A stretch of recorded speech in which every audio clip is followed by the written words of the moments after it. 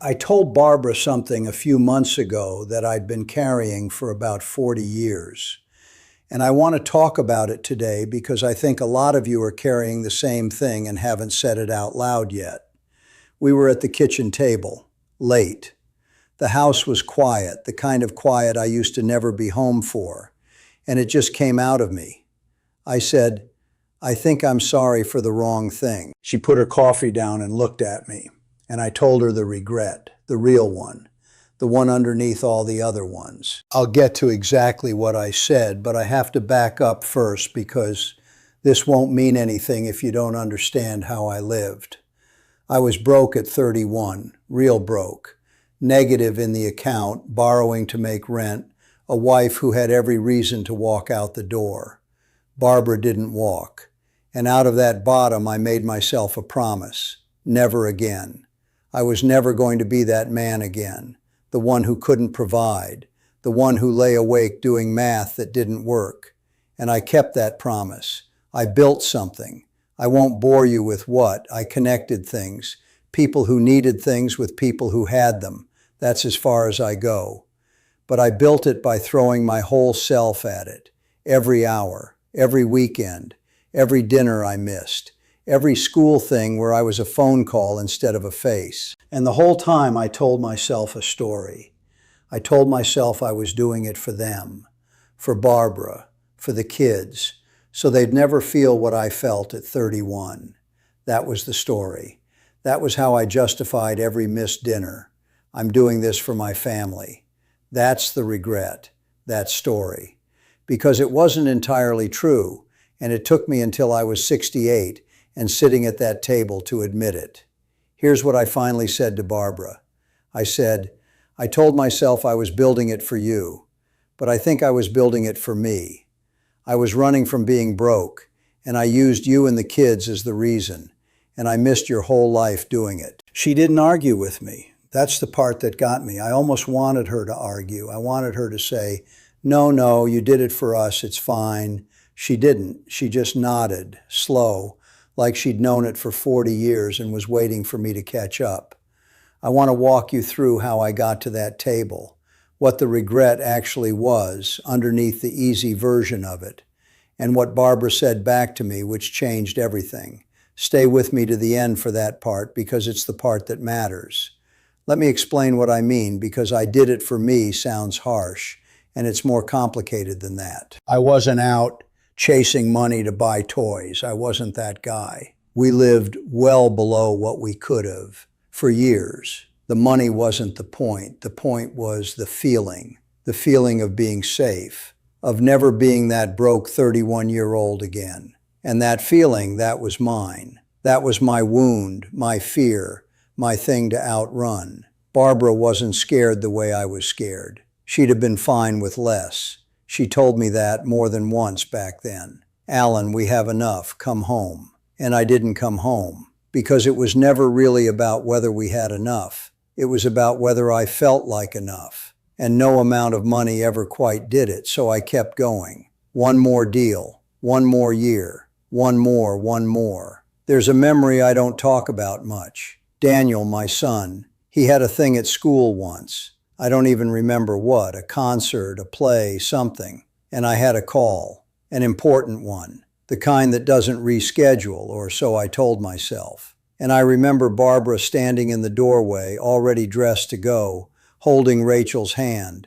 And she didn't yell. She didn't make a scene. She just looked at me and said, "Okay," one word, "okay." And she left, and I took my call, and I closed whatever it was. And I felt good for about an hour. I'd give back every deal I closed that decade for that one okay to have gone differently. That's not an exaggeration for the camera, that's just true. I dressed it up as love, as provision, as being a good husband and father. And there's some truth in that. I did provide. The kids never wanted for anything. But underneath the provision was a scared man managing his own fear. And the bill for that fear got paid by the people I said I was doing it all for. That's a hard thing to look at. I avoided looking at it for 4 decades. It's a lot easier to be the noble provider, sacrificing for his family, than to be a frightened man who couldn't sit still because sitting still felt like falling. Now, here's why this is a retirement regret specifically and not just a life regret. Because retirement is when the bill comes due. When you're working, you can keep the story going. I'm doing it for them. There's always another deal to point to, another reason the sacrifice is worth it, a someday out there when it'll all pay off and we'll finally have time. And then you retire, and someday arrives. And you look across the table at the woman you told all those someday stories to, and you realize she waited. She actually waited. 40 years of later, and now it's later, and here we both are. And you can't give her back the dinners, the weekends, the version of you that wasn't exhausted and somewhere else in his head. That man's gone. He spent himself on the business, and the woman who waited for him got the leftovers for most of her life. And Barbara, she built a whole life in the gaps I left. She had to. You can't sit around for 40 years waiting on a man who's never home.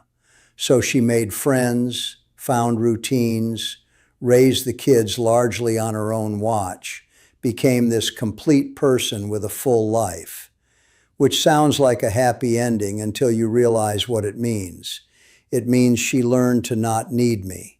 She had to survive being married to me. And now I'm home, finally available, and I'm partly a guest in a life she built to work without me. That's the bill. That's what 40 years of someday actually bought. That's what I couldn't say for 40 years. Not, I work too much. Everybody says that. That's the easy version. The hard version is, I work too much because of my own fear.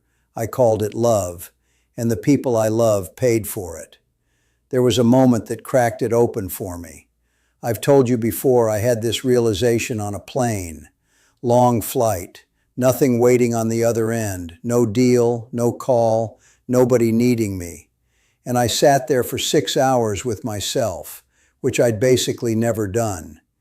And in all that quiet, the story I'd been telling started to come apart. Because if I'd really been doing it all for them, then now that I had all the time in the world, I'd feel like I was finally getting to the good part, the payoff, the someday. Instead, I felt panic. I felt useless. And you don't panic about losing something you were doing for somebody else. You panic about losing something you were doing for yourself. That panic told me the truth that 40 years of nice stories had covered up. My father understood something I didn't. Elliot. He came here with nothing, built a modest life, never had a fraction of what I built. And he was home. He was at the table. He didn't confuse providing for his family with abandoning them 5 days a week and calling it devotion. He used to say, and I heard this every Friday night, a man who keeps his word is worth more than a man who has money. And I always thought that was about business, about handshakes and deals. It took me until that kitchen table to understand he might have meant the word you give your wife, the promise of a life together. I kept every word I ever gave a business partner, the word I gave Barbara when we married, to actually be there. That one I let slide for 40 years. So I said it, all of it, at the table, that night, and I braced for it to be terrible. It wasn't terrible. That's the thing about saying the true thing. It was sad, but it wasn't terrible. Barbara reached over and put her hand on mine, and she said something I'll never forget. She said, I know, I've always known, and I stayed anyway. Maybe stop apologizing for the life we had and start showing up for the one we've got left. Stop apologizing for the life we had and start showing up for the one we've got left. I think about that every day now, because here's where I landed, and this is really what I want you to take from this. The regret is real. I'm not going to tell you I made peace with it and it's all fine now. I miss things I can't get back. That's just true, and pretending otherwise would be another nice story, and I'm done with nice stories. But the regret has a job to do. The regret is pointing at something. It's pointing at the years I've still got. And I get to decide whether I spend those the same way, somewhere else in my head, chasing some feeling, or whether I actually show up, whether I'm at the table, whether when Barbara talks, I'm listening instead of half thinking about something else. That's the only thing you can do with a regret like this. You can't undo it. You can only let it change what you do tomorrow. A regret you don't act on is just self-pity in a nicer suit. I've worn that suit. I'm trying to take it off. Now let me talk to you for a second, whoever you are out there. If you're still working, still in it, still telling yourself the someday story, I'm not telling you to quit your job. I'm telling you to be honest about whose fear you're feeding. Ask yourself the question I didn't ask for 40 years. If I'm really doing this for them, would they trade some of the money for more of me? Go ask them. You might not like the answer. I wouldn't have. But it's better to hear it at 50 than to figure it out alone on a plane at 64. And if you're already retired and you're sitting on a regret like mine, one you've never said out loud, I gently tell you to say it. To the person it's about, if they're still here. Not to wallow in it, to clear it. There is something that happens when you finally stop performing the good version and just tell the true one. It doesn't fix the past, but it unlocks the present. Barbara and I are closer now, at 68 and 66, than we were for most of those 40 years, because I finally stopped hiding behind the noble story and just told her who I'd actually been. And I want to be clear about why this matters so much, in retirement specifically. When you're working, you're never really still long enough to have this conversation. There's always a reason to put it off. But retirement hands you the stillness whether you want it or not. And in that stillness, the unsaid things get loud. They don't go away because you retired. They get louder because now there's nothing to drown them out. So you either say them or you sit in a quiet house next to a person you've been half honest with for decades, both of you pretending. I did the pretending version for a while. The saying it version is harder for one night and better for every night after. That conversation cost me a lot of pride. Best money I ever spent. And it didn't cost a dime. You can't buy the years back. I know. I've got the resources to buy almost anything, and I'd hand all of it over for a few of those missed dinners, and it's not for sale. So I've stopped trying to buy my way out of the guilt and started just being present instead. Turns out present is free. It was always free. I just thought I was too busy to afford it. I'll tell you one more thing and then I'll let you go. The grandkids. Eli's 10, named after my father. Maya's 7 and argues with everyone, and I have no idea where she gets it. And I do something with them now that I never did with my own kids. I get down on the floor. I'm fully there. Phone in the other room. Nowhere else to be. And the first few times I did it, it hurt. Because every minute on that floor with Eli was a minute I never gave Daniel when he was that age. I was building. I was somewhere else. And you'd think that would make me avoid it, too painful. But Barbara helped me see it different. She said being there for the grandkids isn't a betrayal of the time I missed with the kids. It's the lesson finally landing. It's the only apology that means anything. Not words, but a changed man. I called Daniel after that kitchen table night, by the way. He's 42 now, out on the West Coast, does something with software I still don't fully understand.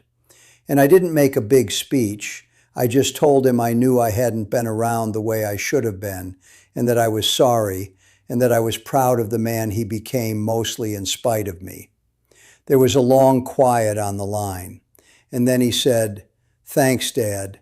That means more than you know." 40 years late, and it still meant something. That's the thing nobody tells you about these conversations. Late is not the same as too late. They're different words for a reason. So that's what the regret turned into. Not a wound I keep poking. A reason to be on the floor. A reason to be at the table. A reason to actually hear my wife when she talks. I'm not a guru. I don't have a course. I've got a track record of being wrong slowly and learning the most important things about 20 years too late. But I learned them. That counts for something. And if me saying this out loud gets even one of you to have your own kitchen table conversation a little sooner than I had mine, then the 40 years it took me to say it weren't completely wasted. If any of this landed, if you've got a regret you've been carrying and dressing up as something nobler, tell me. Leave a comment. You don't have to tell the whole story, but I've found there's something in just admitting it exists. And I think a lot of us, especially the ones who built things, are carrying the exact same one and calling it by a prettier name. If it was worth your time, a like helps the right people find it, the ones who need to hear it from somebody who got it wrong, not from somebody pretending they got it all right. Barbara and I talked for a long time after I filmed this. We'll probably do more on it. Subscribe if you want to come along. That's what I've got today. Go find your table. Say the true thing.